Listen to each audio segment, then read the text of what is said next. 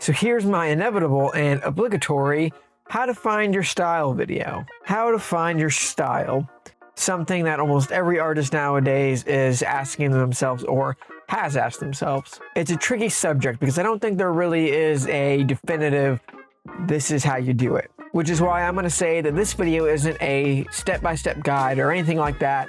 It's just my perspective on how to find your style. I'm not going to act like I have all the answers or I know the exact steps or anything like that. This is just my perspective on the matter and kind of what I've learned through my creative journey. And I know by saying this is my obligatory how to find your style video that might sound cynical. I do feel like this is a important topic to talk about, and I just want to voice my perspective on it. If you're anything like me, you've probably already watched a handful of videos on the subject, or you have a few more already queued up that you're waiting to watch right after mine. I think seeing a lot of different people's perspective will be a lot more helpful than looking at this one video and thinking that it's the end-all be-all for this subject. There's one more thing I wanted to mention before jumping into this topic. So a handful of the talking points I have in this video are going to come from this book, How to Steal Like an Artist. I've gone through this book multiple times, but I'm going to try to summarize some of the points and put them in my own words. That being said, this is not a video summary of this book. If you have not already read this book or don't own it, please do yourself a favor and go buy it. You will thank me later. So with that stuff out of the way, let's get started. First and foremost, the easiest thing I can tell you is to create. The more you create, the more you're gonna learn about whatever medium that you're using to create your art.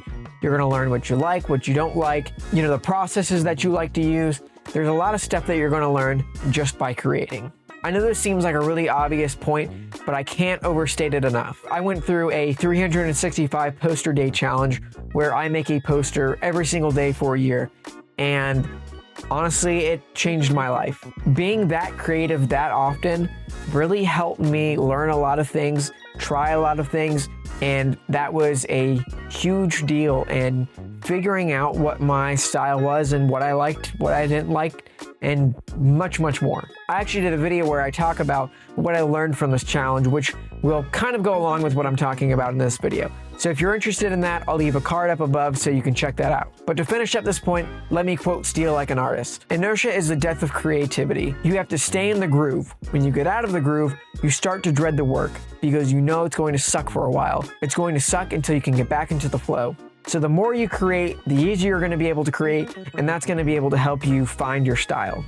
So another way to find your style is to reverse engineer artists that you enjoy. Every artist has artists that they're inspired by or who they draw inspiration from. But sometimes I don't think we take the time to intentionally dissect their work. And what I mean by that is to look at their work, analyze it, study it, reverse engineer it, and figuring out exactly what they're doing. And one of the best ways to do that is by emulating them, just trying to make something that they would make. And really the point of that is to get a more intimate understanding of how these people operate. Whenever you emulate them, you're trying to embody them. You're trying to think the way that they think and do the way that they do. And whenever you do that, you can then dissect whatever they do and take parts of it for yourself. And this isn't so you can become the next whoever person that you're emulating.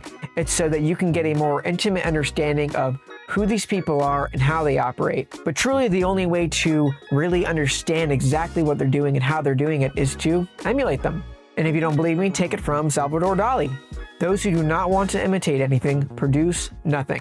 So in short, emulate the people that inspire you, don't copy them. Another part of finding your style is making whatever you take your own. And my last point, I said you need to emulate your artist, but you need to take that one step further. Once you've emulated someone and you have a more deeper understanding of how they create, now what you need to do is take what you can from that person and twist it and adapt it to make it your own. Really, you should be stealing from many different artists because then you can pull from this person, you can pull from that person, you understand this person, you understand that person, and then you can put it together in your own way. And it's going to be unique to you because you're the only person with those exact inspirations. I think a good way to think about it is as if you were a chef. You've studied a bunch of chefs and now you can pull from their recipes things that you like and enjoy. Whether that's techniques or ingredients, it doesn't really matter, but you're going to be pulling all of that into something that is completely new. And that's how you're going to create a new dish that's never been seen before. But as an artist, you're going to be stealing from many different artists and making your own piece with it.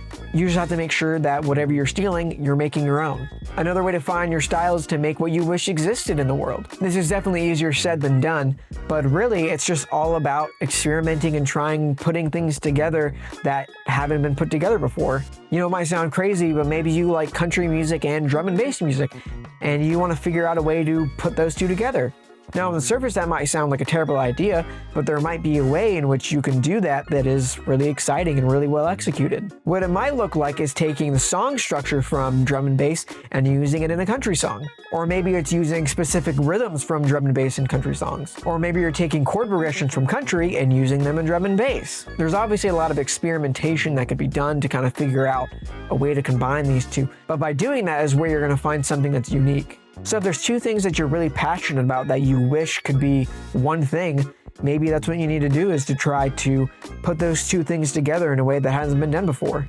Another way to find your style is to limit yourself. I'm going to pull yet another quote from Steal Like an Artist. Nothing is more paralyzing than the idea of limitless possibilities. The idea that you can do anything is absolutely terrifying. I've heard it a million times. Limitation is where creativity thrives. I think sometimes as artists we make things a little bit too complicated when there is just so many possible options that we can do. Going back to the chef analogy, there's a limitless amount of possibilities that you could use to create a new dish. But part of being a great chef is knowing what not to include, and that'll help you focus in on what is important, what you do enjoy. And honestly, I think that's truly where you find your style. Another way to find your style that I don't hear people talk about often is to just be yourself. You are the artist. You need to understand what you like, what you don't like, the way that you like to do things, the way that you don't like to do things. You know, what are the things that you're passionate about? What are the things that make you angry? You know, what gets you out of bed in the morning? All of those things contribute to who you are and what you make and why you make it. Truthfully, I think finding your art style is really just being your most authentic self. You know exactly which ingredients to use and which ones not to use. And by doing that, you create a dish that only you would make. As a personal anecdote, I grew up in a pretty conservative Christian family. But from a young age, I found out that I was really interested in people that might be considered alternative or fringe groups. You know, I really like metal and punk music. I liked skateboarding. I liked abstract art. And a lot of those things just weren't really widely accepted in the church. And while I was never not allowed to enjoy those things, I knew that by doing so, I was bringing attention to myself. And for a lot of my life, I tried to hide that part of myself. I tried to be as unsuspecting as possible, so the only way that you would ever know that I was into that kind of stuff is if I told you directly. But whenever I finally learned to embrace that part of myself, I felt like I was more empowered to create the things that I want to create because I wasn't trying to look like something that I wasn't. Because I could pull from those inspirations that I had, and it didn't matter if people knew or not, because that was just who I was. Those things were important to me and played a part of who I am today. So by accepting myself fully, I was able to pull from those inspirations and create things that were more authentic to me. And truly, you're the only you that exists in this world. You have your own unique experiences, you have your own unique likes, dislikes, you have your own friend groups, inspirations, and all of that culminates into the person that you are. And if you can be more yourself, you can create art that's more authentic to you, which is going to, by definition, be more unique because it's just you. So by understanding yourself and being your true authentic self, you'll be able to find your own art style. Something else to keep in mind about finding your art style is you don't always have to reinvent the wheel. As artists, I feel sometimes we complicate things. You know, we feel like we have to do something that's never been done before. And I think that's a noble pursuit, but I don't think that's exactly what we're meant to do. Going back to the chef analogy, can you imagine if every chef in the world had to create their own unique dish in order to be a great chef? Obviously, some chefs are going to create something that's completely new, and that's great. Others might just be iterating on something that's already been created. I like to think about it like this. Would you like it if there was only one burger place in this entire world? There's only one restaurant and only one way of making burgers. Honestly, I don't think anyone's really going to enjoy that. What's better is that we have different places doing different things. Every restaurant that serves a burger can have their own spin on it, and it can be unique in its own way. Some might have more cheese than others. Some might use different meats. Some might glaze it, some might use different ingredients. Really, it doesn't matter. What matters is that they're taking something that's already been done and then they're making it their own. Because one day you might want a burger from this restaurant, but the next day you're craving one from another one. Both are equally good, they're just different. And I think it's the same way with artists. You don't have to reinvent the wheel to make great art or have your own art style. So just know that you don't have to focus on creating something that's never been seen before. You can just create an iteration on something that already exists. Another thing to remember about finding your own art style that not a lot of people talk about is that there's a little bit of luck involved. You need to be at the right place at the right time, doing the right thing with the right idea. All of that culminates into creating something that's new, which kind of goes back to my first point, which is just creating as much as you can. Because the more you create, the more chances you are of giving yourself of doing something that you haven't done before, or coming up with an idea that you wouldn't have normally. Because truly finding your art style is a progression. There's not going to be one piece that you make and then all of a sudden you're like, oh, that's my art style. That's it. There's nothing else to learn. Can you imagine if you stopped growing as a person at 18? I know me, I am not the same person that I was at 18. And luckily, our lives and our bodies don't really give us much of a choice. We just have to keep progressing, and that's good. It gives us a chance to learn from our past mistakes and think about what we want to do differently in the future. Just remember whenever you're creating that you don't need to put yourself in a box. There's always room to grow and there's always room to change. So those are all the points that I have for helping you find your own style.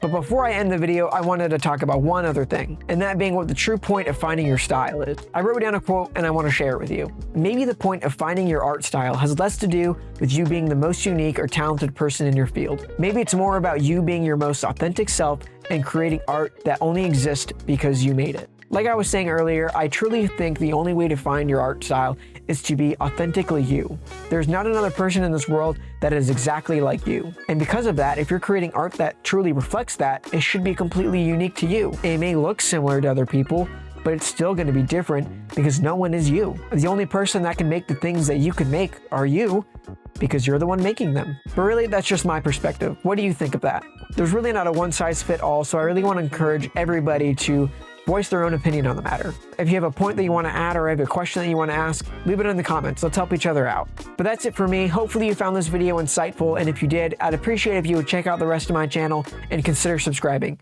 I hope to see you in the next one.